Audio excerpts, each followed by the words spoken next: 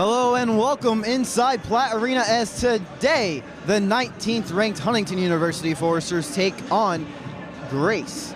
It's going to be an interesting game today. First off, a happy Valentine's Day to you and yours out there. Do you have any Valentine's Day plans, Logan? I'm just going to go home. Got to go see the real Valentine, my mom. Going to go give her a big hug and kiss. That's about it. I think that if there was any more of a right answer, I mean, that could not be it. But I'm Victor McCarty sitting alongside Logan Hunt here today. And like I said, a great matchup in the last outing. Grace beat Huntington by 1. So you know right there that if Miranda Palmer, Kelsey Hubble, if they do not perform well, Grace might have a shot once more. So touching on that game, Grace won 52-51. Kelsey Hubble and Miranda Palmer combined were 2 for 12 from the three-point line. That's not going to get it done. Foresters know exactly what they need to do to get it done here against the Lancers. Palmer had 10 points, whereas Hubble had 3 points. So, and that's almost identical to what happened this past week as well to Bethel. Hubble, she only had 2 points. Palmer had 10 points. But a key contributor to this past week's game, Amelia Eschman, the senior, fantastic outing, getting the start over the injured Jacqueline Bonham. Bonham will be back in the lineup here today. But Eschman, 16 points, 12 rebounds. Like I said in that game, senioritis, it's starting to kick in. It definitely is. She's getting going. We're late in the season. She got her first start of the season. Got a double-double. I'd say, you know, that she's earned some more minutes. Well, the Crossroads League, it's always a saucy contention every year. So let's go ahead and take a look at the standings. Of course, we have IWU 6th ranked in the nation at the top. Their lone loss in the Crossroads League, well, none other than goes to the Foresters. And right behind them is the Knights. And the Knights, they topped the Foresters in both of the contests this year. Then St. Francis, Huntington right there in that pretty looking good spot, 4th place, and Huntington, they'll be facing St. Francis this coming week. So if this game wasn't pivotal, well then this coming week is pivotal as well. This week is going to be pivotal as you want to end the Crossroads regular season on a high note. You want to get yourself a higher seed going into the tournament. A home court advantage is everything going into Crossroads League. We've seen the Foresters knock off Indiana Wesleyan one time. You really don't want to have to get them until, you know, the championship game in the Crossroads League. So if they could bump up one more, knock St. Francis out of there, definitely do wonders for the Foresters. That would be great contention. And also talking about the Crossroads League, I'd like to congratulate, just got word of this, I'd like to congratulate the head coach of the Bethel Pilots on the men's side. He is now the most winningest coach in Indiana basketball history. His name is Coach Lightfoot. And I mean, you can't say any more great things about not only the Pilots program, but all of the Crossroads League programs. He has 735 wins in the state of Indiana now. I mean, that's great at any level. That definitely is. It's fantastic getting past the 700 mark. Don't want to make a Duke reference, but I will. Coach K, you know, getting to 1,000, the winningest all-time in Division I. He's getting there closer, but getting to 730, just anywhere in that range. That's incredible coaching. You have to have been there for a while, and you have to know what you're doing. And Coach Culler, talking about her, the head coach of the Lady Foresters, well, she's not too shabby herself. She has over 500 wins in her long tenure here with the Foresters. And every game, it tends to be sort of a chess match. As the Foresters, they like to start out slow, and then once the second half begins, as well as at the end of the first half, they just like to kick it up a notch. They definitely do like kicking up a notch in the second half, and we saw that especially last game against Bethel. Foresters started out a little slow in the first half, pulled away towards the end of the first half, and then just took it to them in the second half. Bethel got within 1 point, but the Foresters, Coach Kohler got them going, and it was all history from there. Well, we talked about today's matchup a little bit. Now let's get to know the women's basketball team.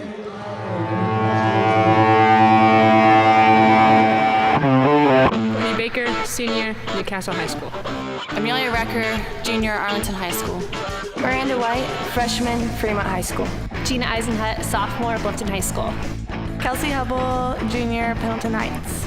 Miranda Palmer, sophomore, Arcadia High School. Brooke Yoder, freshman, Westview High School. Jacqueline Bonham, junior, Ileana Christian. Alexis Rockwell, freshman, Belmont High School. Allison Trout, sophomore, Huntington North. Amelia Eschman, senior, Downers Grove North High School. Lacey Dietrich, sophomore, Faith Christian.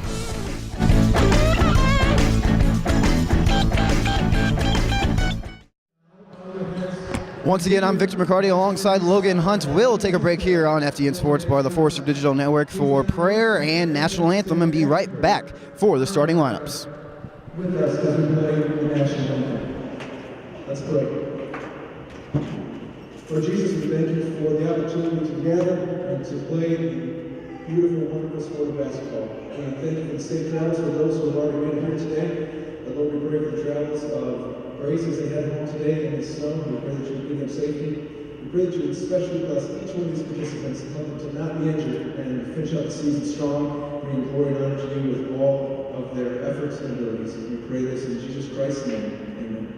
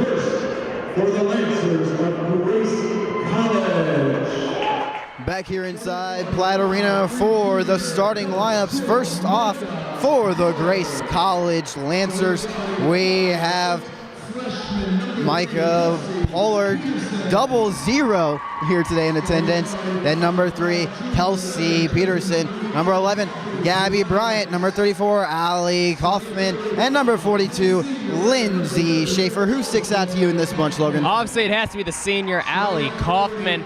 Kaufman leads the team in scoring with 18 points per game. But something you have to watch out for is that in the Grace Lancers' last matchup with the Marion Knights, Kaufman went 1 for 17 from the floor against the Marion. So that's something that the Foresters are going to want to really exploit, see if she's having another bad shooting night. But she was 8 of 10 against the Foresters with 19 points. Starting lineup now for the Foresters: number 2, Miranda Palmer. Number 3, Kelsey Hubble. Number 4, the Neapolitan of the Foresters, Courtney Baker. Number 10, Jacqueline Bonneman returning to the start tonight. And number 20, the wrecker, Amelia Wrecker.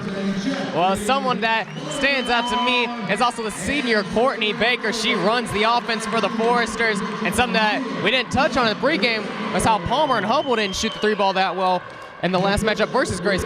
Baker was 0 for 9 from the field. That's very uncharacteristic of her. She usually shoots the ball around 44%. Watch out for Courtney Baker to really have a coming out party. Well, like I said, when Palmer, Baker, Hubble, when the starting 5 of the Foresters are really doing well, well, then they're in a good spot. So hopefully Palmer and Hubble, as well as Baker, can come out and start the Foresters on a good note. As if we should expect, St. Always not seen Jacqueline Bonema back in the starting lineup as well. We know that Amelia Eschman had a great game in the last matchup versus Bethel. Definitely probably earned more minutes getting a double-double, but Bonema still coming back from injury, looking to do the same. Well, I think that's a great sign for the future coming up into the tournament for the Foresters, having some great bench players. It'll be Bonema and Kaufman to jump, and it will be the Lancers winning the tip. It'll be Gabby Bryant bringing it up for Grace. Man-to-man defense from the Foresters. Bryant going to Peterson on the wing. She gets a screen from Schaefer. Now into the hands of Pollard. Pollard gets it to Bryant on the near side. Gets a screen from Schaefer at the top of the key. 5 on the shot clock. Schaefer with it on the elbow. Back to Pollard. 2-1. Pollard with the 3. just nipping the rim. Rebound tracked down by Bonema. Well, defensively, that was a great start for the Foresters, just playing prevention and getting, I like to say, getting in that minds of the Lancers. We see Hubble with the ball now for the Foresters. She'll hand off to Baker. Baker goes to Hubble, pop the three from the corner. Splish, splash, Kelsey Hubble getting it started with a three. That rainbow signature arching shot. I mean, if that isn't a welcome sight if I ever saw one, a great start for the Foresters. We saw Hubble getting some foul trouble in last matchup versus Bethel. Hopefully it's not going to be the case tonight. Kaufman with it, Bondman on her. Peterson with it, and this one will be hit out of bounds. Lancers keeping possession.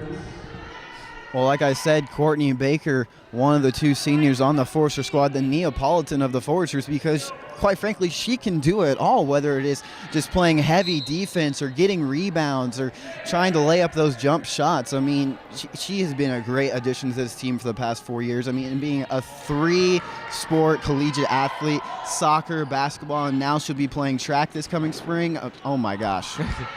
That's incredible from Courtney Baker. She's definitely paid her dues here at Huntington University, as now we see Schaefer being called for the walk, giving the ball back to the Foresters. I definitely have to say this is not the way the Lancers wanted to start off the game, with a poor possession and then a travel. It'll be the Lancers applying some pressure. Recker gets it and goes up for two from the pass from Baker. There were three Foresters there ready to earn the basket, and Recker just taking it in herself. Peterson with the ball. Baker out on her. She'll go to Kaufman. Kaufman on the elbow, has to kick it out to Pollard. Schaefer with the top of the key, and another travel call on Schaefer. Two straight turnovers from Schaefer. Like I said, the first possession, the Foresters just had to have gotten into the mind of the Lancers. And it's not only a physical game, basketball, but it's also a mental game. And the Foresters doing a great job of playing that right now. Hubble with it. She'll take the three. Just shy. Rebound goes to Peterson, and a foul called on Amelia Recker on the reach-in. Recker realized afterwards, I saw her smiling, she realized, oh, I got caught right there. You can't do something like that in front of the ref. So there's no need for that foul 90 feet from the basket, and she knew that, smiling it off. Foresters with the 5-0 advantage. We're 2 minutes into this ball game. Peterson has it top of the key. She'll get a screen from Schaefer, pull up from elbow, and drills that. Peterson with the first points for the Lancers. Palmer with the ball, trying to break the fast break, and it'll be poked away by Pollard and go off the knee of Palmer and out of bounds. I heard the fan behind me, and I'd have to agree with him that on that play by the Lancers, that was a mobile pick. And refs, it's got to pick that up, but as I always say, I can't be biased as well as I like it when they let them play. We do like when the refs let them play a little bit. This is a contact sport. We see Pollard losing it. Palmer poking it away from her. Miranda Palmer bringing it the other way for the Foresters. She'll get it to Courtney Baker. He'll get the play call from Coach Kohler. Hubble with the ball going down low to Bonema. Ball going out of bounds off of Bonema. So it will be Lancers ball. Well, I believe it was just a tangle up by Kelsey Peterson of the Lancers and Jacqueline Bonema, and you saw Jacqueline just taking a slip. It'd be nice if we had some moppers here out in the court. I'm sure that would be nice if we had a few guys to get the sweat off the court. As we see a ill-advised shot there by Peterson. Baker with it, bringing it the other way for the Foresters. She goes to Recker. Recker with the pump fake. Out to Baker. Recker not one to usually take the three, 2 pump fakes in a row, and now Foresters moving the ball around. 10 on the shot clock. Palmer with the ball in the corner. Gets the screen, step back three. And an illegal screen being called on Jacqueline Bonema.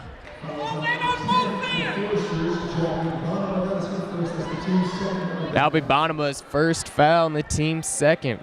Well, the good news is that if Bonema does get into foul trouble, Eshman proved plenty of herself in this last week's matchup against the Pilots. So really no worry right now. Pollard with the ball up top. Drive right side, dish to Schaefer. Schaefer driving baseline on Recker, goes up for two, throws him an air ball. Recker with the rebound. Courtney Baker bringing it up court. She'll hand off to Palmer. Nearly has it poked away by Pollard.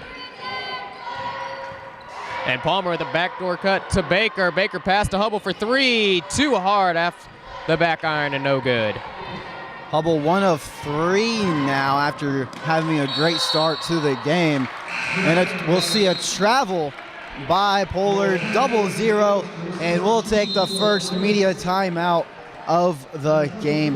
Logan, what do you think the Foresters have done well in order to prevent any scoring by the Lancers and keep it very low thus far? Well, I mean, the easy answer is just saying they've played defense, but to break it down a little bit more than that, they've done very well on their on-ball defense. They haven't allowed the man to get in front of them or to get past them. They've had very good vertical movement. They haven't allowed anyone to drive on them. We saw right there Pollard got in. She traveled, and even if you didn't call it travel, Courtney Baker took the ball right from her anyway. It really has been the Foresters getting down on defense. They know that the Lancers don't want to force anything down low in the post. They're more of working it around like in and out type of game, you know, really driving in and dishing it back out.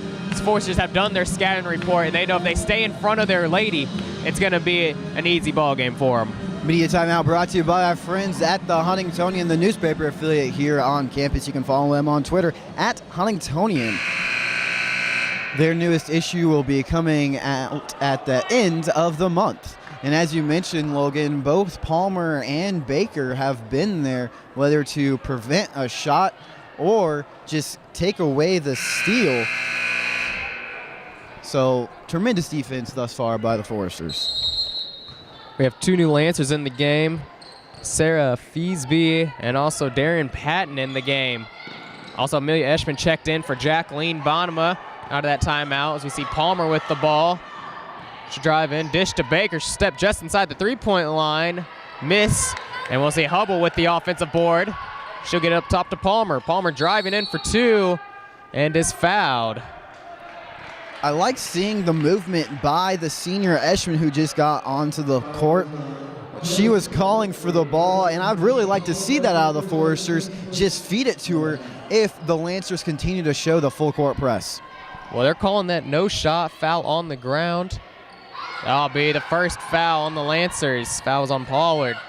Palmer with it. She'll get it to Baker up top.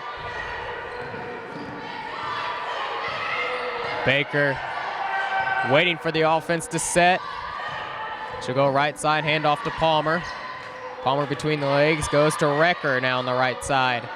Recker with 10 on the shot clock, driving in down low. Up and under, no good. Long board goes to Hubble. And a shot clock violation now against the Foresters with that shot not hitting the rim. Foresters thought it hit the rim. That's why they shuffled it out to Baker again. And then Baker finally realized with 1 second to go, and she just couldn't get off in time. This misawareness by the Foresters, and that's just something you got to be cautious of going forward. Bryant will get it to Kaufman. Kaufman going to drive and gets the double team. Nice pass down to Feesby, up and in for two. Well, it was a nice pass and a great trap by Eshman and Recker, but Lancers finding a way to feed it in. Recker will get the ball back into the hands of Baker, and the Foresters going to set up this half-court offense now. Palmer with the ball on the near side. She'll drive in, go up for two, and is fouled. Foul will be on Darian Patton, the 5'9" sophomore guard from Maryville, Indiana. Patton's got 3 inches over Palmer, so with the Lancers playing this aggressive man defense, that was bound to happen sooner rather than later. Palmer able to hit the first. She's shooting nearly 86% from the line. And I know we were in here a little early today, Victor. We saw Palmer working on her free throws with Coach Kohler before the game. So you got to think that's playing a part in how she shoots. She was indeed. Unusual shooting from the charity mark last game. So Coach Kohler definitely wants to reinstate that dominance. We see Palmer rattle. Palmer rattles in the second one.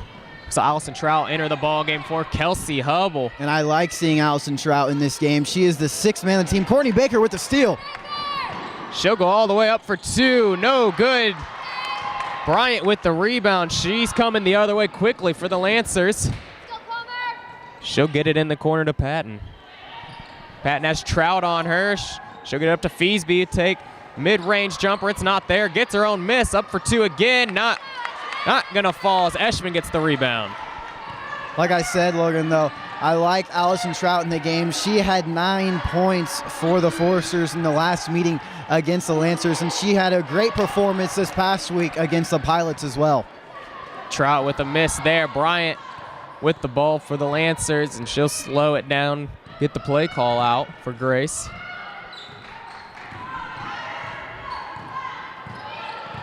She's got to get it up top to Patton. 15 on the shot clock.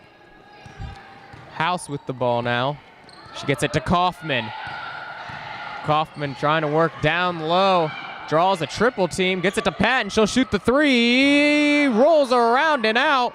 House and Recker getting tangled up, and a jump ball will be called. Very physical underneath the rim, but with Amelia Recker having the height advantage against number 4, Heather House. She's at 5'4", and then Recker's at 5'9", so Recker just able to manhandle that ball away from her. Well, we see Allison Kaufman taking a seat for the Lancers, and for her is Chloe Prigden. First time Kaufman's gone to the bench tonight, the Lancers star player. Has done much, though, been quiet. Baker with the ball for the Foresters, driving in on Bryant. She'll go baseline, go to Palmer in the corner for three. No good. Offensive board goes to Amelia Recker, and a foul call. Foul is on Sarah Feasby.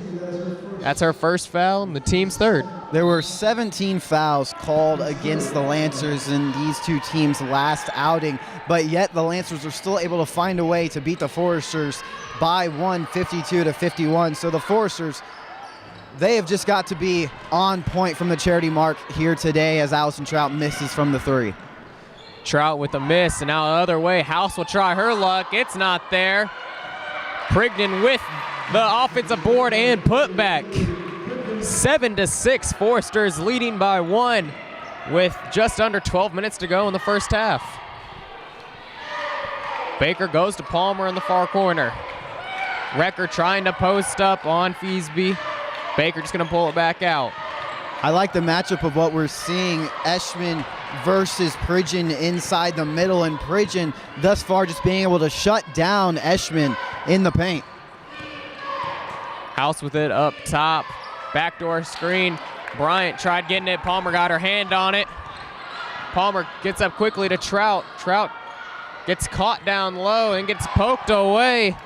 Patton with it. She'll get it to Prigden, go up for two, and that's good. The Lancers taking the first lead of the night. And timeout called by Coach Kohler with 11:05 remaining. Lancers on top, 8-7. Coach Kohler definitely frustrated right now. She thought there was a foul on the opposite side of the court against the Lancers, but Lancers, ever since that media timeout, just able to come out of the gate, although it is still a low-scoring game. Foresters 7 and the Lancers 8. It feels like there's a lot more on the line thus far. Definitely feels like more is on the line. Foresters have a nice win streak coming into this game. They've won the past 5. Lancers have lost the past 3, however. The Lancers dire need of a win. Foresters looking to continue the streak, and it's looking to be just like the first matchup between these two, a low-scoring defensive affair. Thus far, there's been 6 turnovers by both squads. Still going to see some pressure being applied by the Lancers as Baker bringing the ball up on House. She'll get it to Palmer on the far side. She picks up a screen from Wrecker. Now up top to Baker. Baker back to Palmer, looking to go down low to Eshman. They're going to pop the three. That's long. Rebound tracked down by Patton. Thrown up quickly to House. House going to go all the way for two, and she's fouled shooting. So 2 shots coming for the senior Heather House from Auburn, Indiana. Foresters right now are 1 of 6 from the 3 and 2 of 10 from the field. House is a 64% free throw shooter. Only taking 28 free throws on the year, but she's able to hit the first. So now we'll see Kelsey Hubble come in for Courtney Baker. Also, we'll see Kelsey Peterson come in for Gabby Bryant on the Lancers side of the ball. House missing the second one. Offensive rebound goes to Sarah Feasby. She gets it to Peterson, now to Pridgeon, and she drills the 8-footer. A 3-point play by the Lancers. Someone for the Foresters have got to get the fire started. Palmer gets it out to Trout. Trout picking up a screen up top from Eshman. She'll go back to Palmer. Palmer driving in baseline. Gets it in the corner to Trout. Trout out to Eshman for the elbow J. Just short. Trout with the board. She goes to Hubble, and Hubble back to Palmer up top. Hubble with it again, now working it down to Wrecker, and a foul is called. And see, that is what I want the Foresters to continue to do, is feeding it either to Eshman, Bonema, or Wrecker inside the middle, because they're either scoring there inside the paint or they're causing the foul.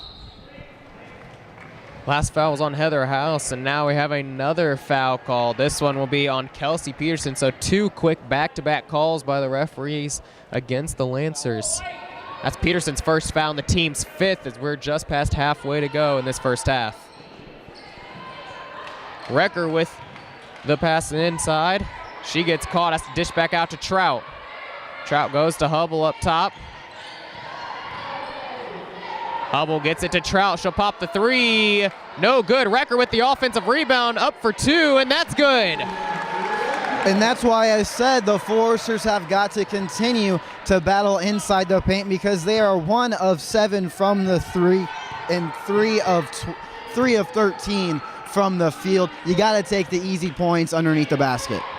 Foresters there breaking the 6-0 run by the Lancers. Grace still holds a 2-point advantage. Peterson with the ball. She gets it to Patton. Patton works it down low to Feasby. Back out to House for 3. That's no good. Palmer with the rebound, and a foul called on the Lancers. Foul be on Sarah Feasby. Loose ball foul. She's riding a horse on Miranda Palmer's back there. That'll be Feasby's 2nd foul. And the 6th foul already for the Lancers. They had 17 fouls, like I said, in this last outing against the 2 squads. So if the Lancers get into foul trouble, look to the Foresters wanting to take advantage, as Bonema will come in for Eshman. Also for the Lancers, Pridgeton and Feasby take a seat. In for them will be Kaufman and Schaefer, the original starters. Miranda Palmer getting it up court against Peterson.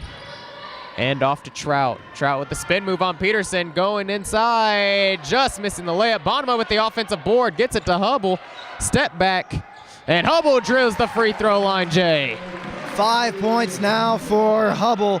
That's 2 more than she scored in this last outing against the 2 squads. So it's good to see star players for the Foresters trying to get something started for their team. House driving in and will be called for the travel. She saw her passing lane get gobbled up quickly by the Foresters. Saw it just a little bit too late. Obvious travel by the Lancers, and Foresters now tied up the game 11-11 with 8:33 left to play here in the first. Palmer getting it up court. She'll dangerous pass to Hubble. Hubble comes up with it. She'll go baseline back to Trout for a long 2. And a bit long from Allison Trout. Patton with the rebound. She'll bring it up court. She gets trapped in the corner and gets it to Peterson. House with it. She goes to Kaufman up top. Kaufman drawing the double team, finds Patton in for 2, and that's good. My eyes might be deceiving me, Logan, but it looked like Patton, her leg might have stepped on the opposite side of the court. It might have been over and back, but nonetheless, the ref definitely had a better spot than I did. Well, one thing you have to remember when backcourt violation, that it's the ball and not the player that has to go behind the court. So maybe just too close to call for the referees. That is true. It's exactly like in football. It's all about where the ball is and touches the pylon. Hubble with it. She'll have to shoot with 5 on the shot clock. And her 3 is going to rattle out. Offensive rebound goes to Trout. She'll find Palmer top of the key, who will reset the offense. She'll try to drive in on House, go up for 2, no good. Bonma with the offensive rebound, goes to the ground, gets it to Trout in the corner. Recker with it, going to Bonma. Bonma finds Hubble on the wing. Hubble back up top to Palmer. Palmer popping the 3, that's no good, and now an over-the-back call on Jacqueline Bonma. Oh no, now they're gonna call the foul against the Lancers. Foul will be on Lindsay Schaefer, I believe. Oh no, they're gonna call it on, they are gonna call it on Lindsay Schaefer going underneath Jacqueline Bonema. Well, a crazy series of events as we take another media timeout here inside Platt Arena. The Lancers still leading the Foresters 13-11 with 7:01 left to go here in this first half.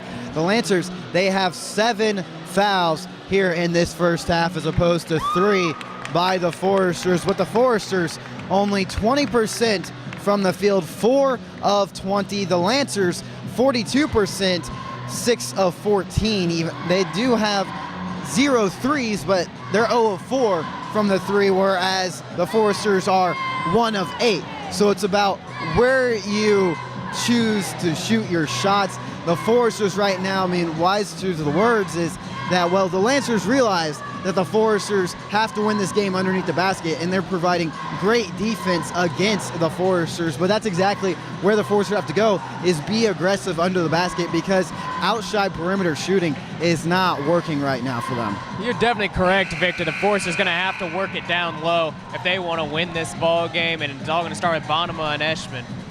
This media timeout brought to you by FDN News, our counterparts here at FDN, the Forester Digital Network.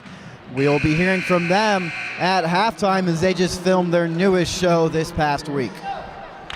13-11, Lancers leading the Foresters. That foul was on Schaefer. That was her first foul, and the team's 7. So that puts Jacqueline Bonema at the line, shooting the 1-and-1. Bonema's free throws up and rolls around and in. Nothing wrong with a shot taking a couple of bounces.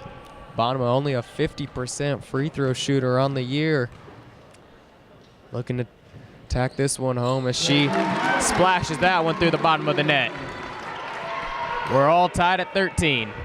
Foresters are still number 1 in the nation at free throw percentage at 81%. Pollard back in the game. She goes down low to Schaefer. Schaefer draws the double team, goes up with the left hand, and that's good. Well, that was a great job by her fighting underneath the basket. 2 defenders by the Foresters there trying to stop her, but she muscled her way to earn that 2 points. Palmer with the ball, top of the key. She'll hand off to Hubble. Hubble now to Recker. Recker trying to work it down to Bonema. Bonema picking up her dribble. And ball will be tipped out by Patton and out of bounds. 9 seconds on the shot clock. Forester ball. Courtney Baker, she was all alone on her island from the left corner pocket, but the rest of her team just could not realize. And now she's trying to get a... Palmer with the step back 2, just long. And it'll be Recker and Patton battling for the rebound, and it'll be a jump ball call. Possession arrow favoring the Lancers. I thought Baker was going to take it all the way herself, and I almost say that she should have after passing it to Palmer. And I know Palmer, tremendous shooter from beyond the arc, but again, just nothing going for the Foresters right now on the perimeter. Bryan with the ball. She'll bring it up. Hubble out on her. She gets it to Pollard, and Pollard getting poked in the mouth by Miranda Palmer. So foul will be on Miranda Palmer. That's her first foul, team's fourth. Now we'll see the freshman Brooke Yoder into the ballgame for the first time tonight. And I think that's Coach Culler just trying to get something started shooting-wise, because we've seen Yoder. She has gotten it started for the Foresters this past year. It's all about who has the hot hand on that given night. Yoder's earned more minutes throughout the year. She's found favoritism with Coach Culler for good reason. We see Pollard isolation with Hubble. She'll go in for two, and that's good. 4-point advantage for the Lancers as we near 5 minutes to go in this half. Bonema was just a little too late there to get the block, and Baker now just passing it out of bounds. I mentioned at the beginning that the Foresters were in the heads of the Lancers, but now it looks like it's quite the opposite, where the Lancers, with this lead that they have built up here, 17-13, they have gotten into the heads of the Foresters. Bryant with the ball, Yoder out on her. Bryant goes up top to Pollard. Pollard gonna take the three. That's long. Bonema tracks down the rebound and gets it to Baker. Baker gets it up quickly to Hubble. Hubble back to Recker. She'll pump fake, drive in for two. That's good. Again, Amelia Recker driving in underneath the basket. I was just about to say, I wouldn't mind seeing the three lineup of Bonema, Eschman, and Recker down the stretch. Peterson able to get her shot inside to go over Kelsey Hubble. It'll be Baker coming the other way. She finds a lane, back out to Recker. Recker gonna take the three now. That's no good, and Peterson gets the rebound for the Lancers. There were 3 Lancers there to collect the rebound, whereas 0 for the Foresters, if that says anything for how this game is going right now on the rebounding opposition side. Peterson gonna go cross court to Kaufman. She'll pop a three. That's an air ball. Peterson getting the offensive rebound. 5 on the shot clock. She has to fire. That's no good, and Bonema hitting that out of bounds. So it will be Lancer ball. It's now Miranda Palmer. We're coming to the ballgame for Kelsey Hubble. With an air ball like that, I would like to see the Foresters just be that much quicker there to prevent a shot and allow the Lancers to have another possession. Pollard gonna drive right side. Back out to Kaufman, and she'll drill the little hook in the lane. Baker with the ball up top. Lancers lead by 6. 3:45 remaining. Recker with it. She'll get it to Yoder. Yoder out to Palmer. Palmer gonna go left side.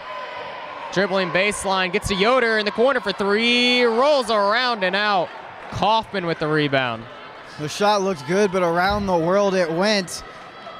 Foresters again just not doing very well. That they are now 1 of 10 from the 3. Bryant getting a little fancy with the step back, able to hit that elbow J. And timeout called by Coach Kohler and the Foresters. Well, as they say, you either live or die by the 3. And right now the Foresters, they are dying by the 3, as well as, again, from the field, 5 of 23. It's just not working from them anywhere on the court. They have got to be aggressive, B-E, aggressive, as we see the cheerleaders out here on the court now underneath the rim. And as I mentioned, Logan, I would love to see the lineup of Baker, Palmer, or Baker, Trout, and then put in Eschman and Recker and Bonema. That way you will have the speed to feed under the rim, as well as you have that height advantage. I have to agree with you. I think the Foresters really need, they're going to have to start getting shots inside. The outside jumpers haven't been coming, so if you get Eschman, and Bonema, and Recker, Trout in there, they can really work it down low. I think that's where the Foresters are going to win this ball game, especially with the Foresters being in the bonus with these last 3 minutes. They could get themselves to the foul line. The Foresters a great free throw shooter, best in NAIA. And Recker, with her in there, she is number 2 in the league, shooting 90% from the charity mark this year. And I know the lineup we spoke of, we haven't really ever seen, but it's never too late to try new things. 3:07 remains. Grace on top of Huntington, 23-15. Courtney Baker bringing it up for the Foresters. Pollard will meet her out near half court. Recker getting the pass on the elbow. She looks to Palmer. Palmer gonna hand off to Baker. Baker back to Palmer. Baker with it up top. She'll drive right side, pull up for 2. That's no good. Schaefer with the rebound. The Foresters right now, they are not being patient with the ball, and I know they're letting the clock run to under 10 seconds, but that's not being patient with the ball, because then you realize you have to get your shot off, and we just saw Baker just not, it settled in her mind in her shot selection as she forces the ball out of bounds.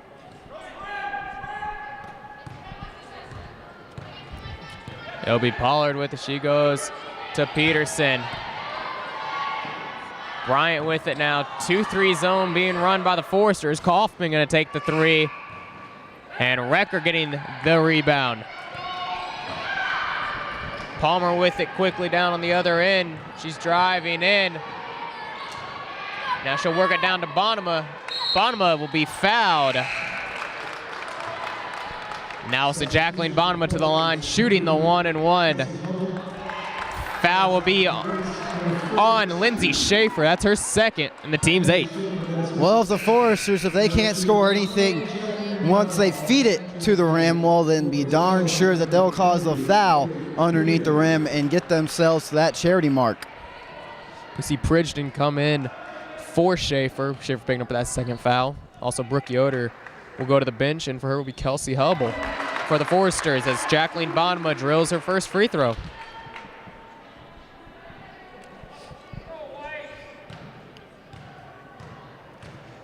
Second free throw attempt for Bonema is up, and that's good as well.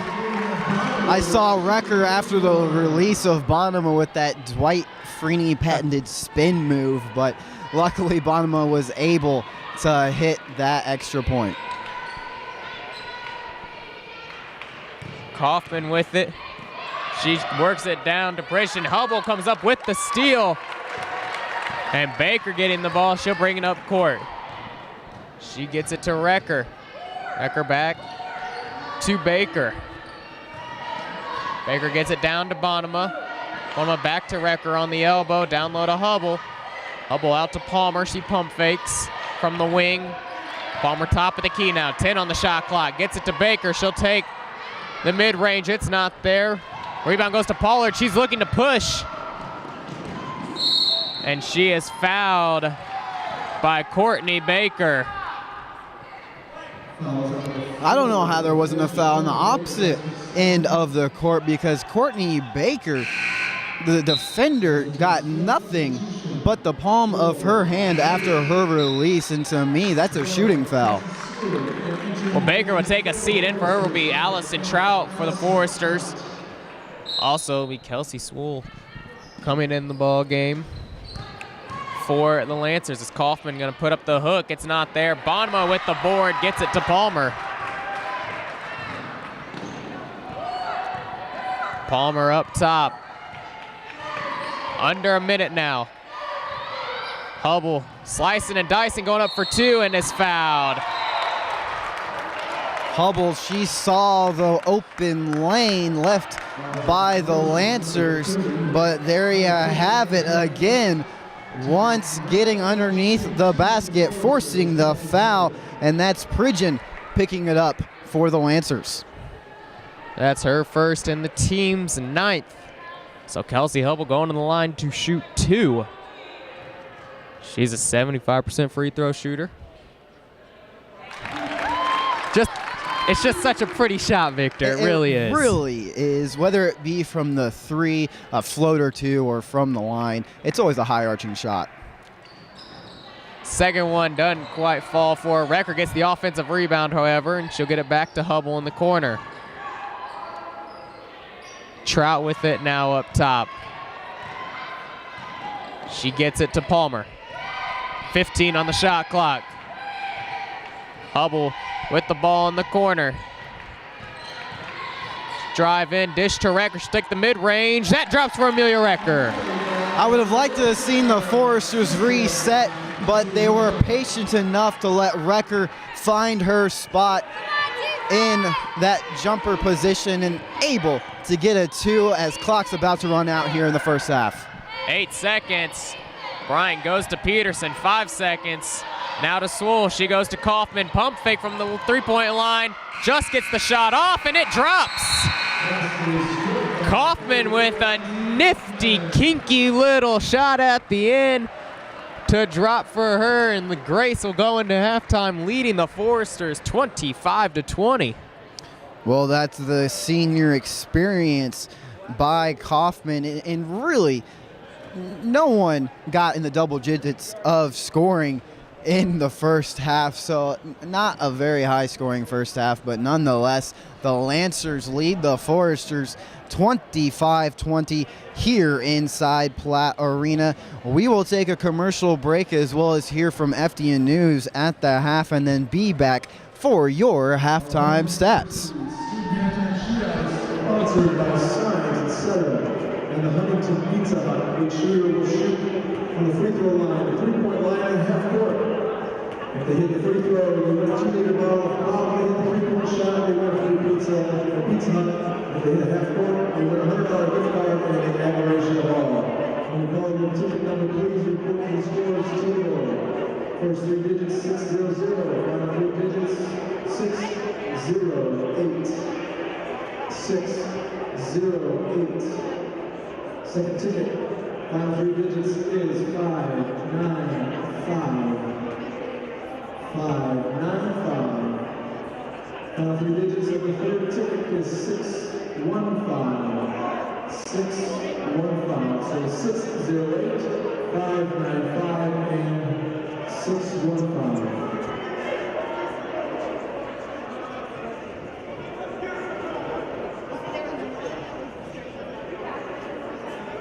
Still looking for tickets 608 and 615. Going. Looking for ticket number 605. 605. Sorry, man, you missed it.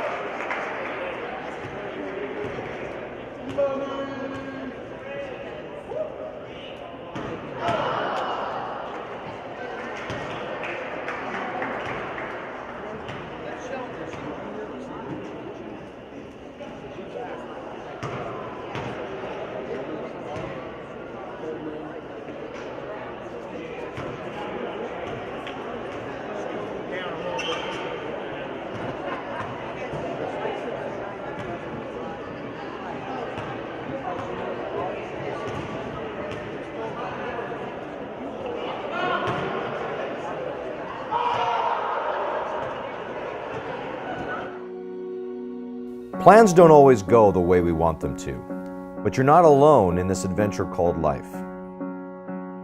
Remedy Live is a non-for-profit web station that strives to produce a positive message while helping teens who need it.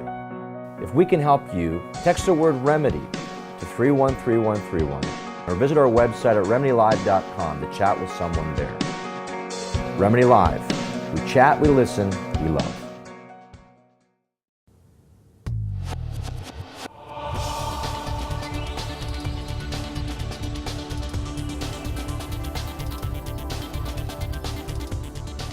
Good afternoon and welcome to FDN News. I'm Bree Santiago. Our top story this week, HU will spend $1 million renovating the DC and Hub. The upgrade is scheduled to take place this summer and be completed in time for fall semester. At the same time, the university is increasing the price of room and board. We sent FDN reporter Logan Hunt to find out if there is any connection between the renovation and the rate increase. The Habecker Dining Commons will undergo a $1 million renovation this summer. Many of the Huntington University officials believe it is essential to provide updates to areas of the building that have fallen short of expectations.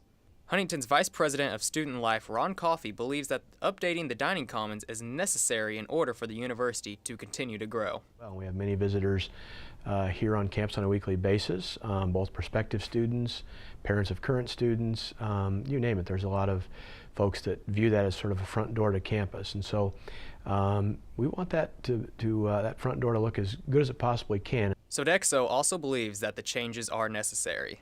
The DC has not seen a major renovation since Habecker has been built, which is 1991.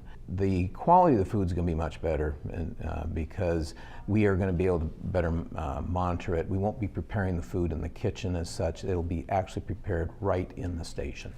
Coffey also told us that Sodexo is covering the entire cost of the renovation in exchange for an extended contract with the university.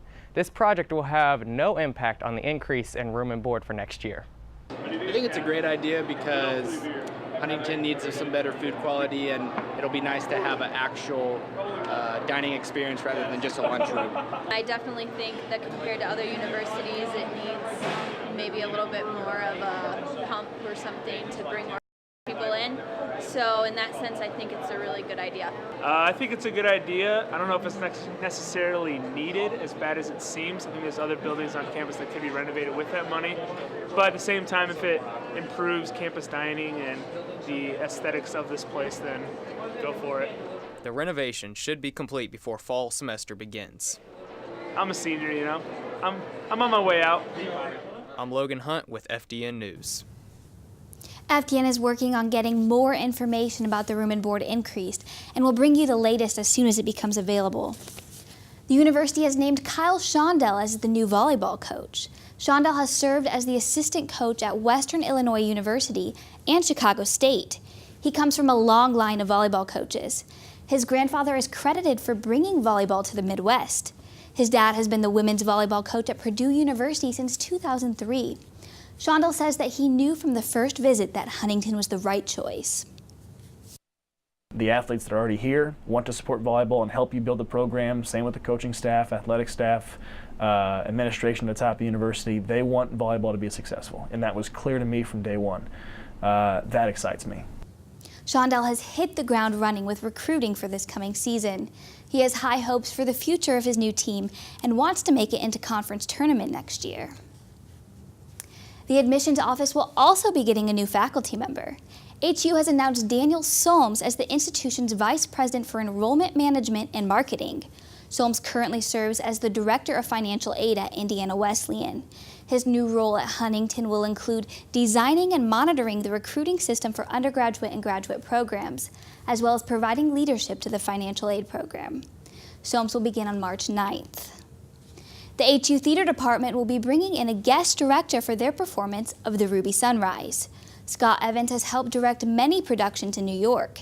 He got connected with HU through Professors Jay and Melissa Duffer in 2000 when he worked with them on a show.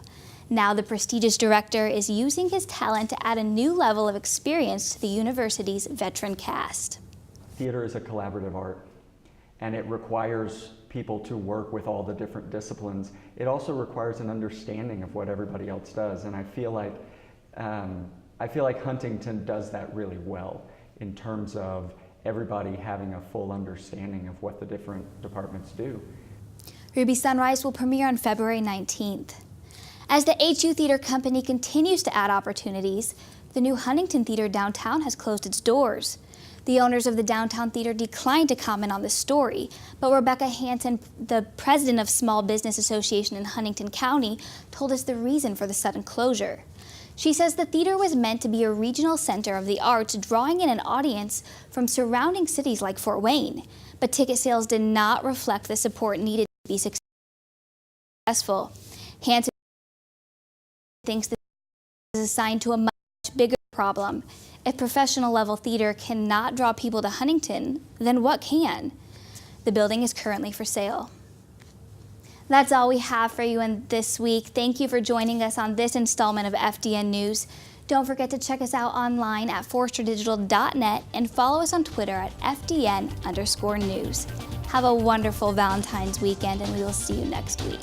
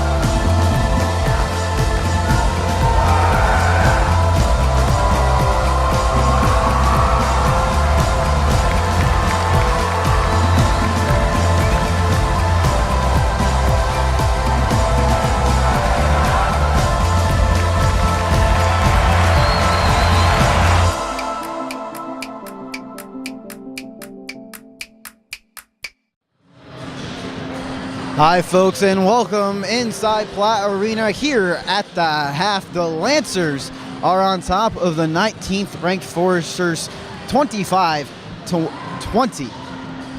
I'm Victor McCarty alongside Logan Hunt, and taking a look at the halftime stats. Really not a great outing in the first half by the Foresters, Logan. They shot only 22%, 6 of 27 from the field, 1 of 10 from the three. Yeah, it definitely wasn't what the Foresters wanted to come out and do. We thought with Kelsey Hubble hitting that three to start the game off, it was going to be a lot better, but then missing 9 consecutive threes. Miranda Palmer 0 for 3 from 3. Allison Trout 0 for 2. I mean, those are usually some sure hits by the Foresters, and they just don't seem to be falling right now. Well, neither squad has a player in the double digits. The closest it comes is Amelia Recker with 8 points, but the Lancers doing a great job of moving the ball around. Both squads dead even at rebounds, 18 apiece. 9 turnovers for the Lancers, 7 for the Foresters. The majority of those turnovers came in the first 10 minutes.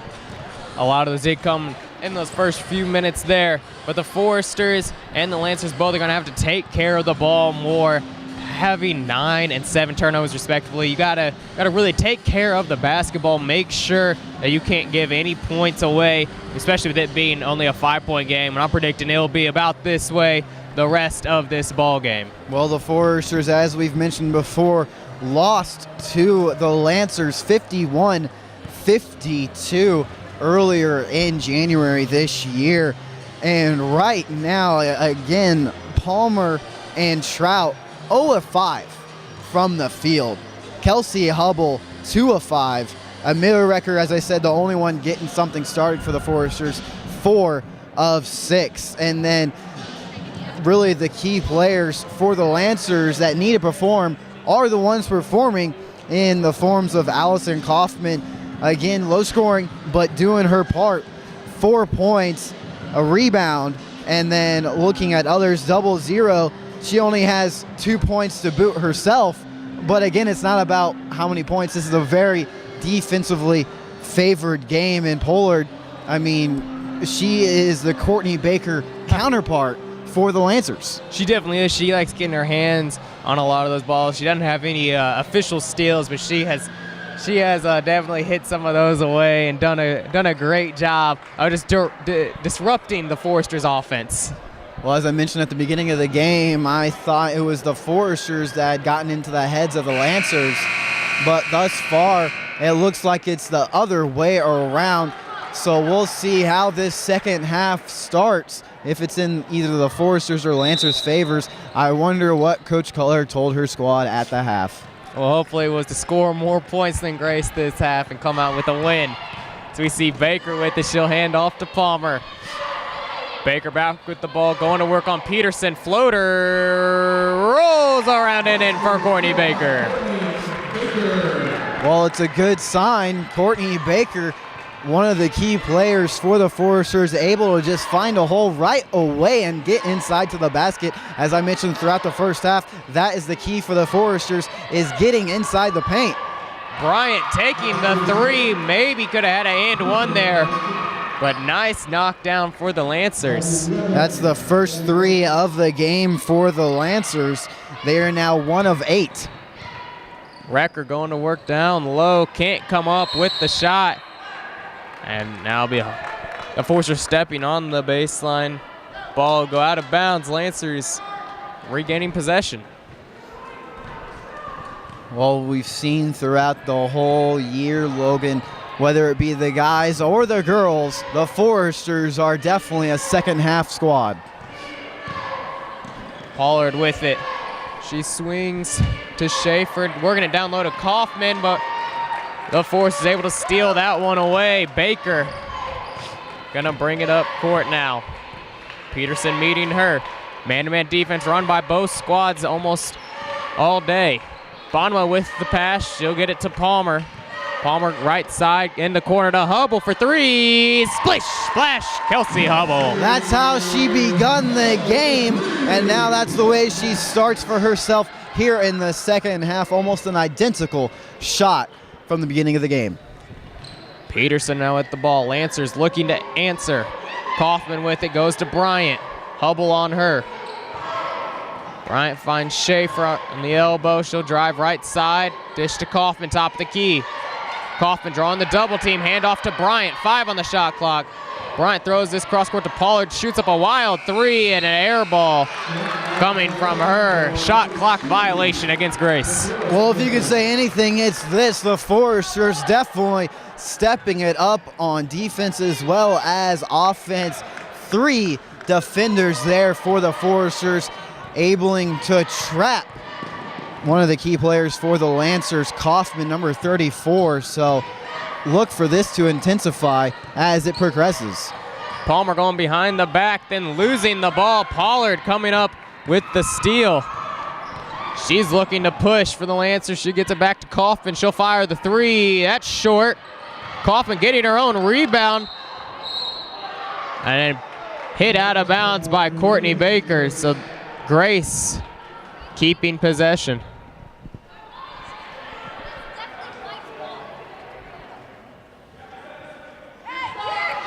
Schaefer to inbound from the baseline. She'll go up top to Kaufman. Kaufman cross court to Pollard on the wing, back to Kaufman. Kaufman working it down low to Peterson, up for two. That's no good. Recker with the rebound. Well, the Foresters realizing that their own trick was about to be set against them, so a good job realizing that. And now the Lancers again just shutting it down. Peterson with the ball, mismatch on Bonema, goes to Kaufman, she'll fire. That's no good, short from her. Baker with the board. Foresters only down by 3 now, 25-28. Palmer gonna go up for two and is fouled. This one will be from behind by Pollard. Shooting foul, put Miranda Palmer at the line to shoot two. She's already knocked 2 in. She's 85% for the year.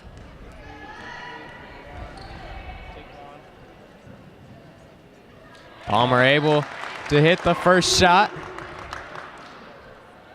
16:50 remains. Foresters cutting into this lead by Grace.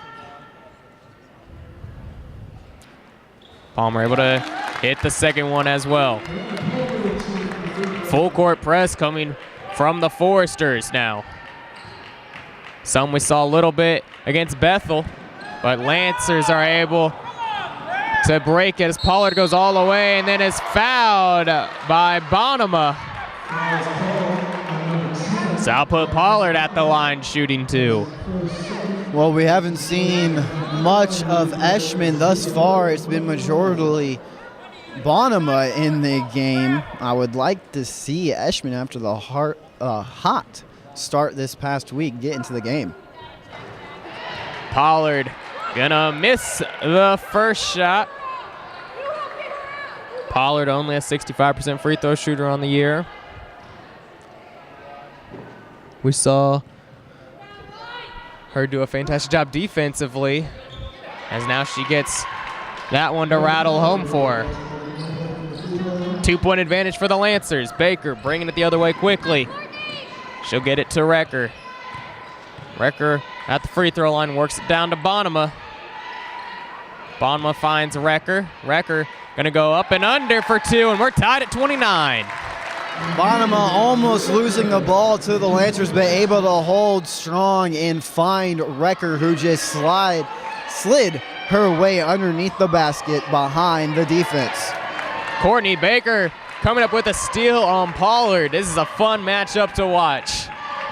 Pollard and Baker playing a little one-on-one themselves. We see Hubble with it. She'll go to Palmer. She'll pop the three. Not quite there. Pollard with the rebound. Pollard coming the other way, gets it to Kaufman. She'll fire for three. That's too hard. Rebound goes to Palmer. 2-on-1 fast break. Baker getting the pass. She'll pump fake down low, go up for two. Not there. Schaefer with the rebound. When you got an easy shot like that in the advantage, you have to be just more selective with your shots, whether it be not taking the shot yourself or just sliding inside that much more. Peterson gonna go up for two, and that's good. Nice move there from Kelsey Peterson to bank that home. Baker with it, goes up top to Recker. Recker getting it to Palmer on the far side. Pump fake up for two now, and that's good from Miranda Palmer. Well, I like this matchup as well, Logan. We got number 2, Miranda Palmer, against number 11, Gabby Bryant. That's been a fun matchup to watch as well. It's been back and forth all night. Now be Pollard with it. Baker on her. She'll drive in, draw a double team with Recker. Now have to pull it back out. She'll go to Peterson for three. And a pretty shot there from Kelsey Peterson to give the lead back to the Lancers. Pretty indeed, and only the second three made by the Lancers. Bonma with it, she'll get it to Hubble, she'll try to answer, it's in! And now we have anything you can do, I can do better. I said it was gonna get heated up here in the second, and it has indeed. The game is tied at 34 with 14 to go. Pollard driving right side, gets it swatted away by Bonema. Bonema going on the ground, gets it to Recker. Recker pushing it, gets it to Palmer. Palmer up for two, there it is! The Foresters taking the lead for the first time in this half. Bonema rejecting the Valentine by 0-0 Pollard, and Palmer able to deliver her Valentine on the opposite end of the court. Foresters now lead for the first time since the first half, 36-34. We mentioned the intensity has picked up, Logan, but what do you think has allowed that to be for the Foresters to take, once again, control of this game? Foresters have just played tremendous defense from Courtney Baker, getting her hands on a few steals. So Bonma with a huge block there, and then converting in transition. It's as easy as that, just the fundamentals of the game. That's what the Foresters and Coach Kohler have really prided themselves on, is just doing all the little things right, and that is what has given them the lead back from the Lancers. And I think also a part of it is that in the first half, the whole first half, the Foresters only made 6 shots from the field. Well, they've made 6 shots already here in the 7 minutes of the second half. Also helps that Kaufman hasn't hit a shot yet in this second half. She has been held in neutral so far. So now we'll see a 2-3 zone out of the timeout from the Foresters. House in the ball game, she has it. She'll go to Pridgeton. Pridgeton cross court to Bryant. Bryant going all the way across court now to House, who pump fakes. 5 on the shot clock. That'll be Kaufman with the miss. It was a good job, Palmer, getting back there to decline the shot, and her herself getting the 2. Palmer getting an easy 2 there. Nice find from Courtney Baker, and back to man-to-man defense by the Foresters. House with it. She'll go to Patton. Patton going to Bryant. Bryant, top of the key, spin move, goes to Patton, open for 3 in the corner. That's no good. Loose ball tracked down by Recker. Left wide open, but unable to connect, as Recker able to get the rebound for the Foresters. And Bonema now, easy jumper from the free throw line. Foresters building up their lead by 6 now. Nice shot there from Bonema. Don't see her take it too often, but that shot was created by some nifty moves by Kelsey Hubble. Pridgeton with it. She goes right into the chest of Recker. Shoots no good. Recker staying strong in the rebound. Well, that was a kinky shot indeed, but Recker able to hold her ground, and the Foresters now will reset with Baker at the helm. Hubble picking up a screen from Recker, goes right side up for 2 and is blocked, and they're going to call a foul. Foul will be on Darian Patton. That'll be our second foul. Be a shooting foul, but that brings us to our first media timeout with 11:55 remaining in this ballgame. Foresters with a 40-34 advantage. And Victor, what have you seen out of these Foresters that have given them the lead? Well, first off, as we look at the Grace College Lancers, I think something that has aided the Foresters is that the Lancers now are the ones not being able to hit their shots at their key players. Kaufman, Pollard has been able to drive to the basket, but it has been no good, as Courtney Baker has been all over her. And really, I think it's Kelsey Hubble that is the one that has given the Foresters the fire to get back into this game after hitting her threes.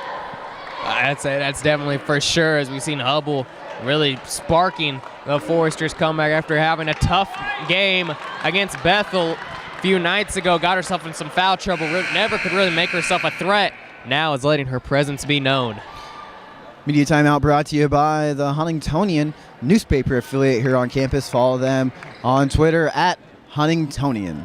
Also, something to mention is that the starters for the Foresters are still on the floor playing nearly half of this half already. We haven't seen any substitutions from the Foresters as Hubble knocks her first one down. Well, if it's not broken, don't fix it. That is the mentality that Kohler is doing right now.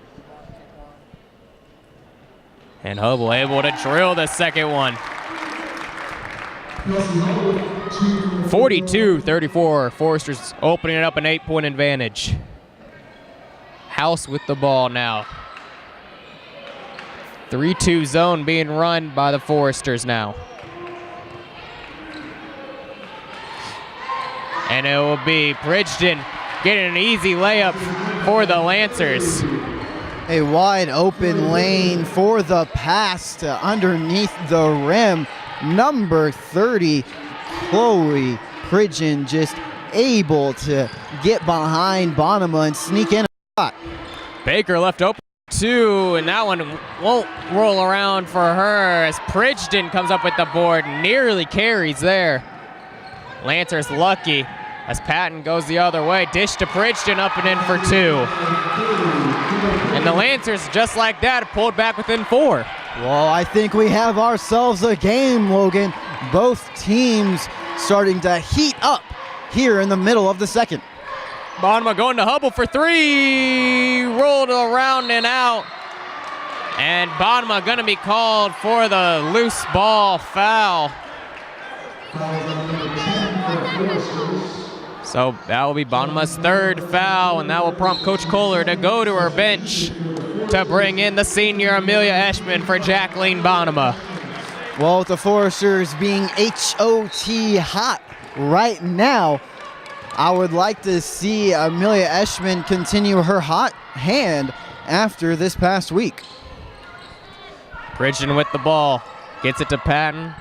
Lancers working the ball around the perimeter well. House going with the spin move, gets it stolen away by Kelsey Hubble. Miranda Palmer with the ball now. She'll go in the middle, step back 2. That drops for Miranda Palmer. Put her in the All-Star game. This is a perfect time for Miranda Palmer to get things started. She started off slow, but now this is the time. House nearly has her pass picked off by Baker. Patton gonna drive in for 2. Now gets it swatted from behind by Recker. Ball going out of bounds. Lancers keeping possession. 9 seconds on the shot clock. I mentioned this was the time for the Foresters to get things started. Well, they have done just that. Palmer has 12, Hubble has 14, and Recker has 10, so a great job of moving the ball around from the Foresters. Patton driving in. Crazy kinky shot, hit off the backboard, in for 2. And now it'll be Palmer coming the other way. Going baseline, gets it to Recker. Recker up for 2, and she is fouled.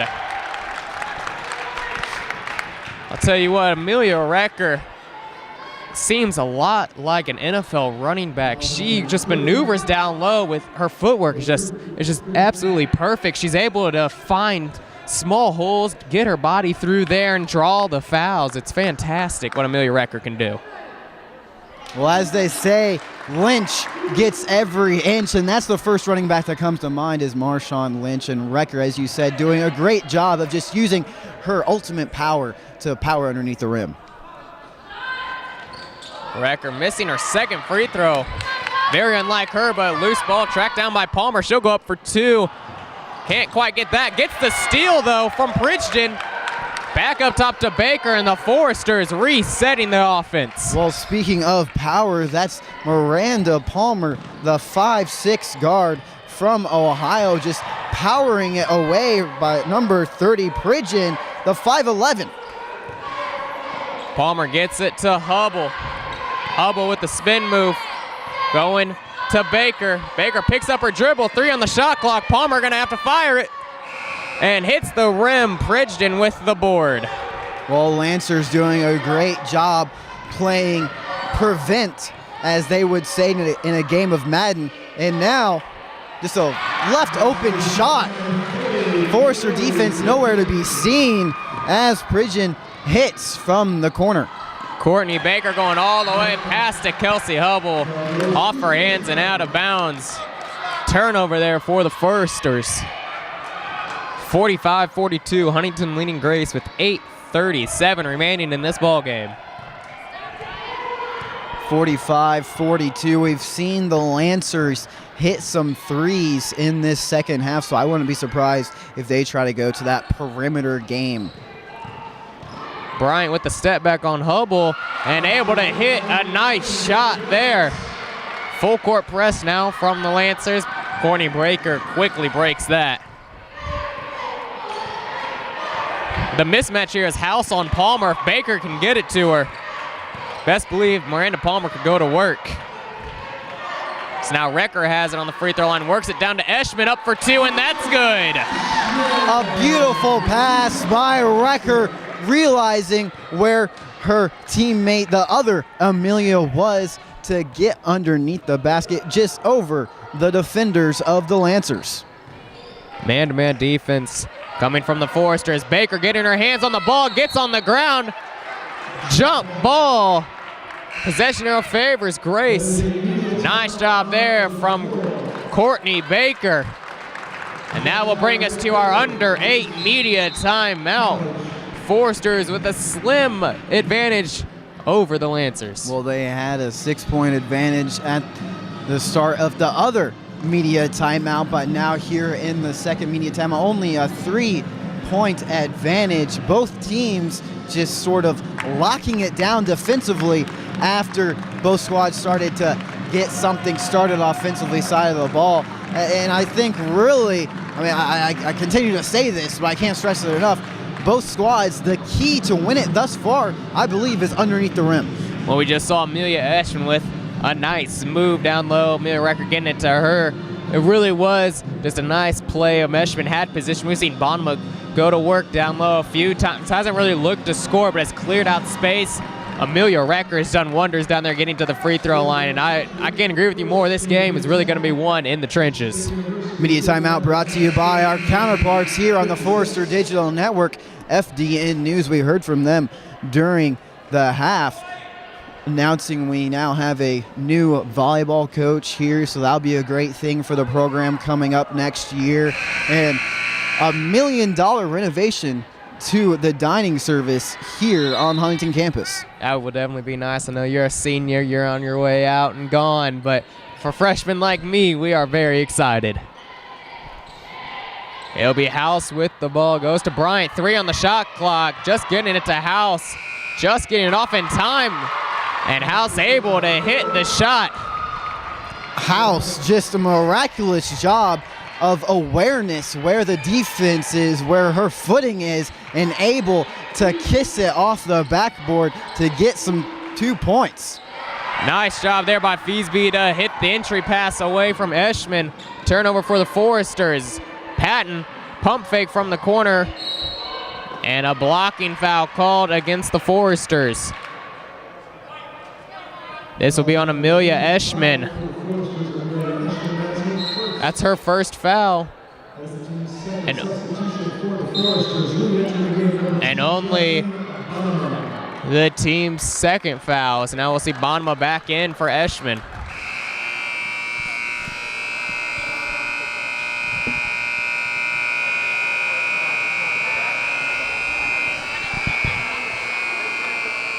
And now we have a clock issue here as the shot clock continues to go off.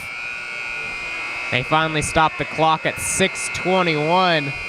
We've had our share of technical difficulties, and finally the buzzer comes to a halt, and the fans happy to hear that. They're gonna have to reset their equipment as we have the clock at 6:56. We think the official time should be 6:52 as we're hearing from the stats. They keep the time as well. Referees conversating as we try to get the scoreboard back on, and it's just now coming back on. And they're going to say 6:39 should be on the clock, is what the referees are saying.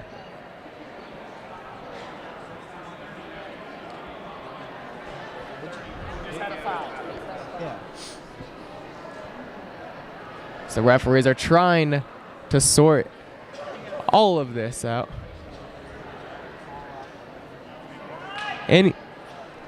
Nevertheless, though, the Foresters lead 47-46.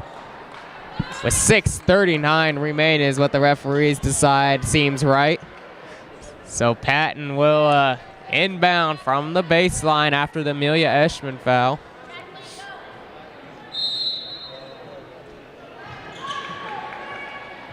Patton gets it to House.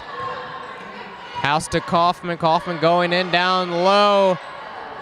Nice spin move. Won't roll around for her as Bonma gets it hit out of her hands and out of bounds. So the Foresters will get possession.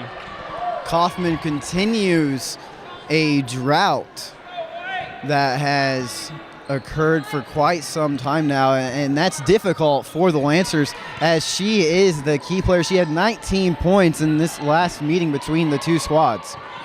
Trout gets it down to Bonma, has the smaller House on her. She'll go up for two, not there. Kaufman coming up with the rebound. She'll bring it the other way. Now get it to Bryant, left open for three. She decides against it and then slips and falls to the ground. Kaufman gets on the ground and calls a timeout. Well, thankfully, Bryant did not roll her ankle as she went down. It was just a slip, and a timeout being called by the Lancers. So that'll give the Foresters a little bit more time to recuperate, gather their bearings as we have 6 minutes on the clock now, reaching the final stretch here inside Platt Arena.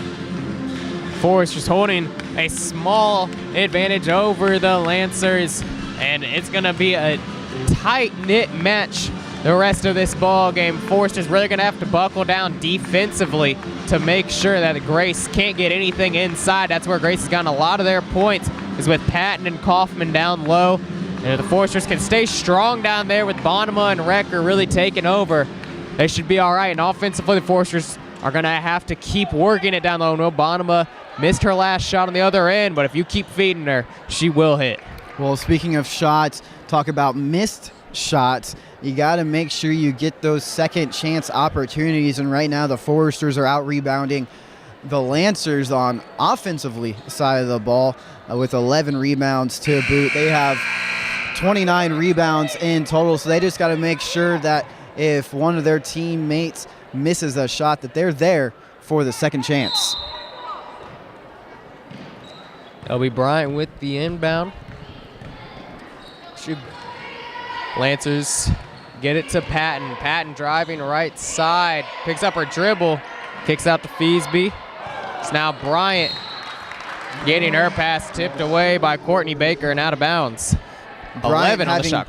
Excuse me, Logan. Bryant having cat-like reflexes, making sure to retract her claws and have her team retain possession. House with it now. She'll drive in on Palmer, up for two, and that's good. And the Lancers take the lead back from the Foresters. Back and forth we go. 5:30 left to play. Foresters definitely have to be patient with their shot selection and make sure they have the best look possible. Foul called here on the Lancers.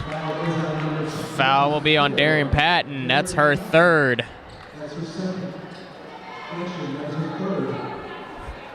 Baker to inbound from the sideline. She get it to Bonema, back to Baker. Baker going right side. Dish back out to Palmer.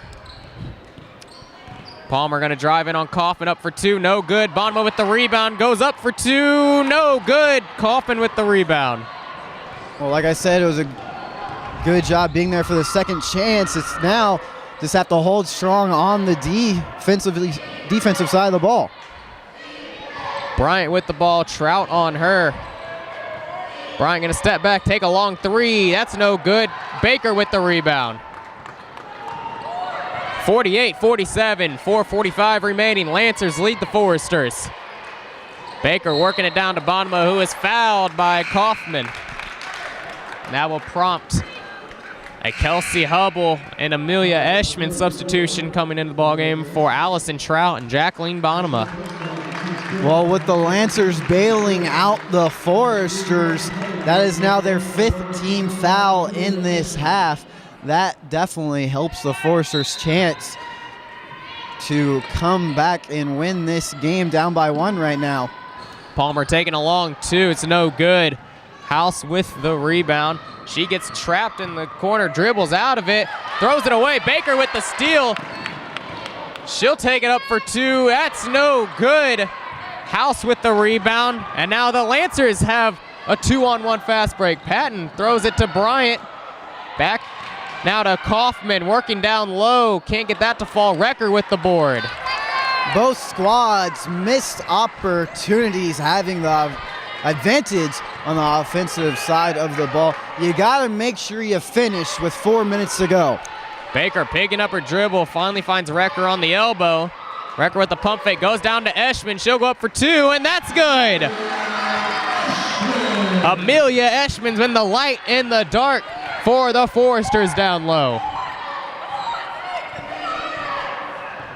Bryant up top, trying to hand off to House. Palmer denying. Hubble out on Bryant, picking up a screen from Kaufman. Patton with the ball, 10 seconds on the shot clock. Gets a screen, she'll go right side. Back to House in the corner. She'll fire, gets it swatted by Palmer. Patton with the ball, just lets go. A 3 and it drops. I don't know how she did it, Logan. And 1 from Courtney Baker on the other end, though. Coast to coast goes Courtney Baker.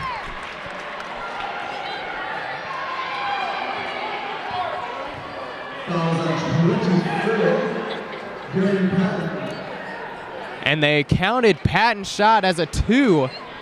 Referees saying it's a 3. So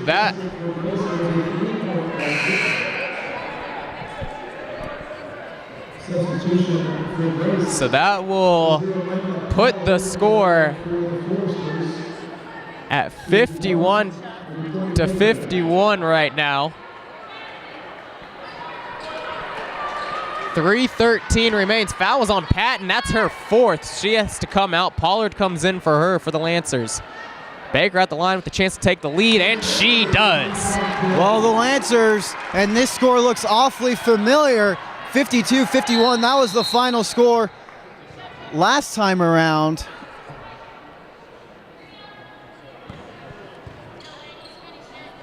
As the refs looked to get the clock corrected here inside Platt Arena. 15 team fouls by the Lancers. They had 17 total in the last game, and that is not something that you want against number 1 in the nation at the charity mark. Missed shot there from Bryant. House with the offensive board. Foresters clinging on to a 1-point advantage as we go under 3 minutes to go in this ball game. Pollard with it now. Switch defensively by the Foresters. Pollard picking up her dribble, goes to Kaufman. Kaufman driving in on Eschman, draws a double team and is fouled.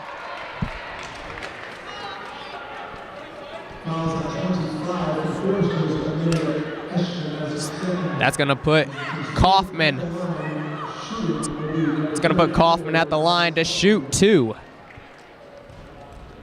Kaufman, a 79% free throw shooter on the year, hitting the first one. She breaks her drought of being scoreless for quite some time. A good sign for the Lancers as she hits both and gives the Lancers the lead 53-52. Baker getting it up court. Into Hubble in the corner. Hubble driving in, dish to Eschman, free throw line, no good. A rebound goes to Feasby. Well, we're reaching that 2-minute mark now with 2:20 to go. Foresters have got to make sure that they're solid on the defensive side of the ball. Cannot allow second chance opportunities from the Lancers. Pollard with it, picks up a screen from Feasby, goes right side, uncontested, up and in for two. And the Lancers with a 3-point advantage with 2 minutes to go. I would like to see Kelsey Hubble just lose herself in the defense. She has been the hot hand so far today from the 3 mark, but that will be a double dribble on Miranda Palmer. A turnover that is very ill-timed for the Foresters right now. Costly turnover for the Foresters, down by 3, under 2 to go. And from an unusual character in Miranda Palmer. House with the ball. She gets the pass poked away. Now Pollard with it, cross court to Bryant. Down low to Schaefer with Recker on her. She draws the double team, and Palmer comes in and is going to be called for the foul.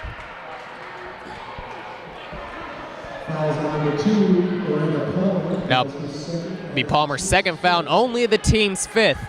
So the Foresters with 1 more foul to give. Unfortunately, the clock does reset. As we see Feasby getting an easy 2. 5-point advantage for the Lancers. Courtney Baker coming the other way and is fouled by Feasby. That's going to be the team's 7th foul. Now put Courtney Baker on the line shooting the 1-1, and that is not a foul you want to commit at your grace. It is not. She shoots 79% for the year, and she is 1 of 1 on the night.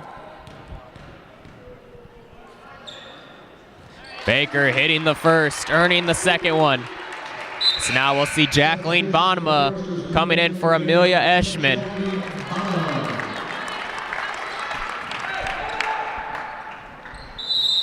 And now we'll see Coach Blum and the Lancers taking a timeout before the second shot by Courtney Baker.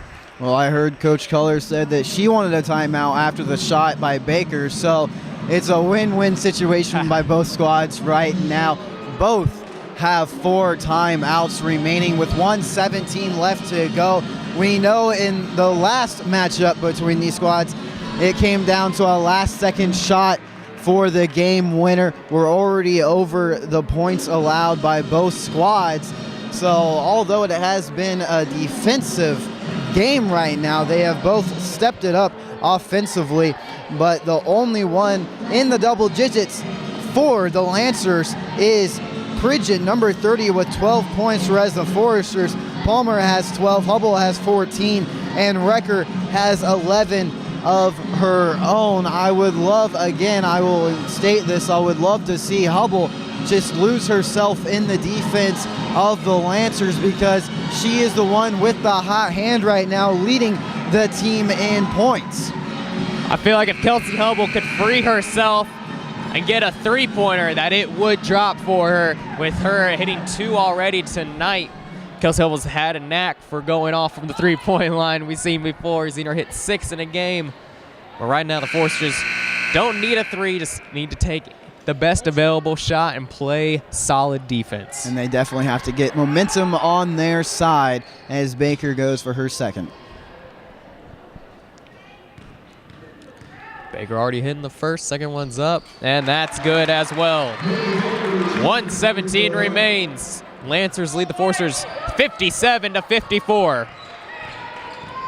Be interesting to see if the Lancers draw all 30 seconds out of this shot clock. House with the ball, 15 on the shot clock. She'll go to Pollard. Baker out on her. She picks up a screen from Kaufman. She's driving right side out to Bryant for 3. And that's in for Bryant. Great timing by Bryant, but it's that much more effort that the Foresters have to put forth now. 47 seconds left on the clock. They got to get something off right now. Do not let the clock run down. 40 seconds remaining, 16 on the shot clock. And Coach Kohler takes a timeout with the Foresters down by 6. And now the Foresters need a three-pointer. They do indeed.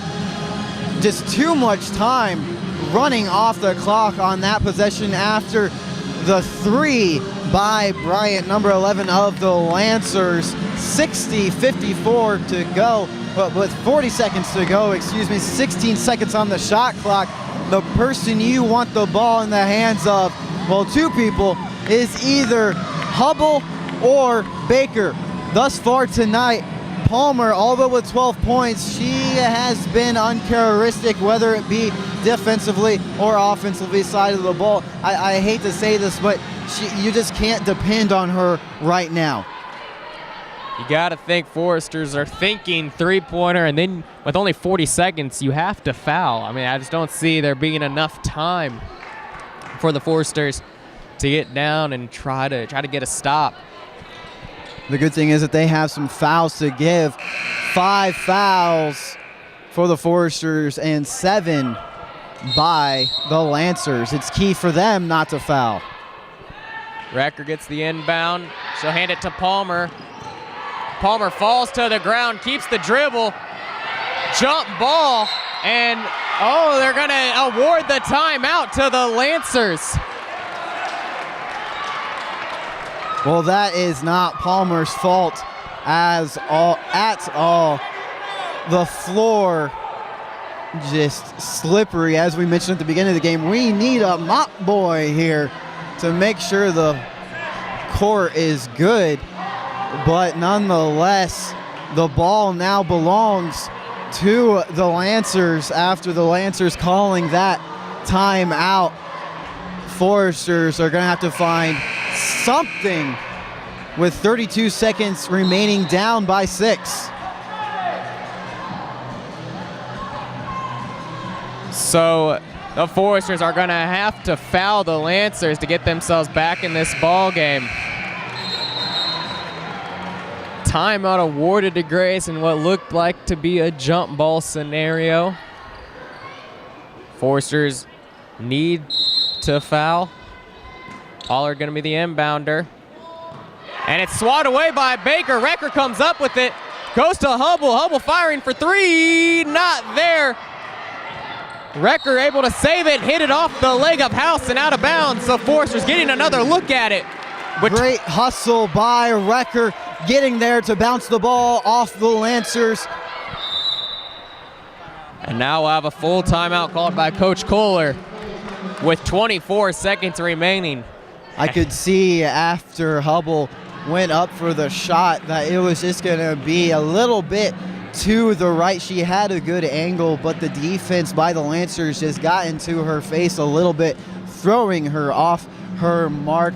And Palmer, early in the possession, had I would like to say a good look at it, but she hesitated, and that's what we've seen from her throughout the year, is that if she's not performing well beyond the arc, well, she will hesitate, and that's not something you want out of one of your future stars in a basketball program. So it's good that she's getting this experience here in her sophomore year, so hopefully junior and senior years, she doesn't hesitate when the game is on the line. 23 seconds to go here inside Platt Arena. 54-60, Foresters down by 6.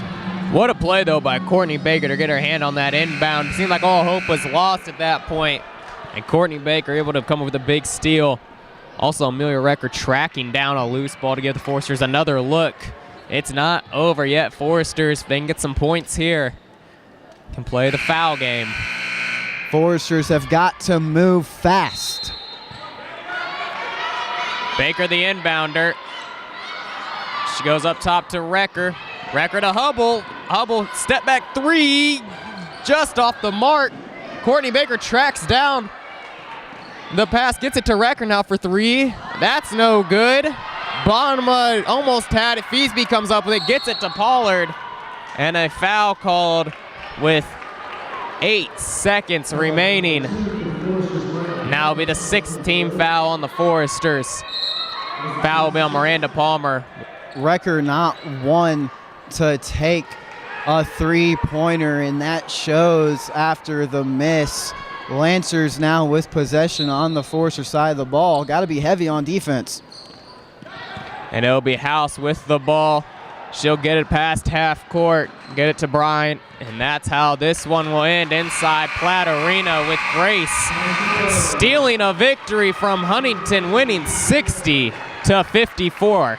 The Lancers playing the heartbreaker role here inside Platt Arena. Foresters losing again to the Lancers this year, this time around 54-60.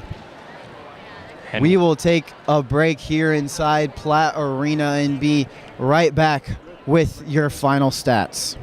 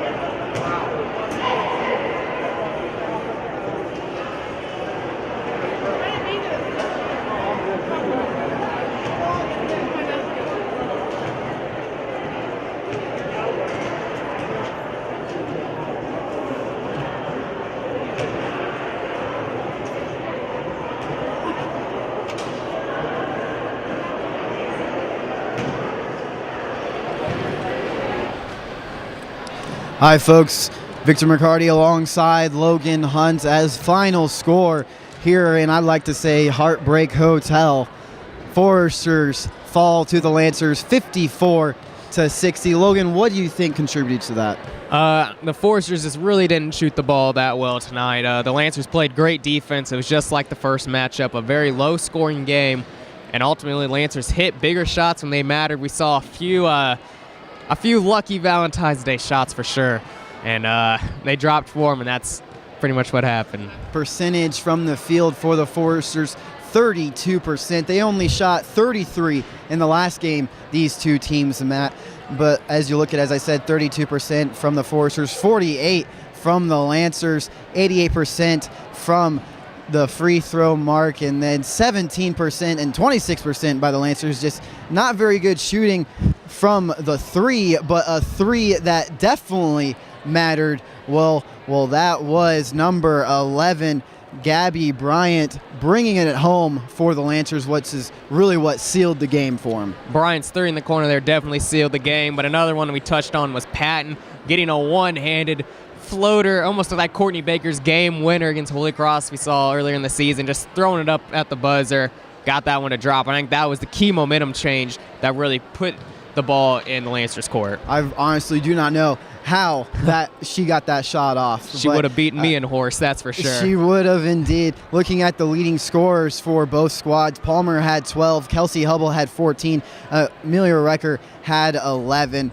and then we had Pregame being the leading scorer for the Lancers. Second to her was Bryant with 10 of her own. So again, not a high-scoring game by either squads, and Kaufman really didn't get anything started. She is the star player, I would like to say, of the Lancers. She had 19 in the last outing.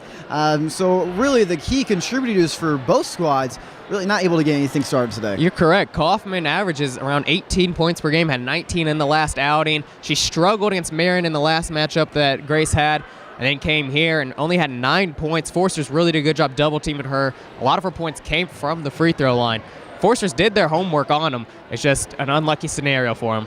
Well, from the rebound mark, it was pretty much dead even as well. As you saw, 35 rebounds by Grace and 34 by the Foresters. I had mentioned this lineup during the game. I would like to have seen Eshman, Bonema, and Recker all in there. We really haven't ever seen that, but that would have given the size advantage to the Foresters and that much more of an edge.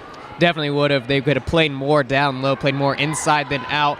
The outside jumpers weren't falling for them. They really needed to work the ball down low. And we saw Eshman had the only points off the bench for the Foresters with 4 points. When you're only getting 4 bench points, it's hard to win a ball game. It is indeed. Eshman had a tremendous game this past week, and Trout, we usually call her the sixth man, but nowhere to be seen here today. And just Foresters right now hitting a slump in the time where you want to be the best that you can be. We've seen this before from them, though, where they have hit maybe a 3-game slump, and coming up here this week, the biggest game coming towards the end of the year against St. Francis. They beat St. Francis earlier in the year, so going to St. Francis this time around, seeing if they can get the job done. Well, you're correct. The Foresters controlled their own destiny, as we could say. Really could have jumped up, taking that 3rd spot from St. Francis in the Crossroads League. Now they're going to need St. Francis to lose. They're going to have to beat them. The Foresters dropping a game in the Crossroads League is not what they want to do. They had a little leverage between Goshen and Taylor, had about a 1-game advantage, so now they're really fighting for that 4th spot and really going to want to hold on to that. Well, they have St. Francis this coming week, and then Taylor will be here inside Platte Arena next Saturday. That will be the last game of the year for not only the Foresters, but us as well, because then we'll be heading into tournament if the women's basketball team is able to maintain that 4th spot. Then we will be able to host a broadcast. But nonetheless, once again today, the Lancers beating the Foresters 60-54 here inside Heartbreak Hotel. Well, I've been Victor McCarty alongside Logan Hunt. For my director, Derek Zerker, and all of our camera crew, I'd like to thank you for tuning in. We'll see you back here inside Platte Arena on Tuesday night as the men will take on St. Francis.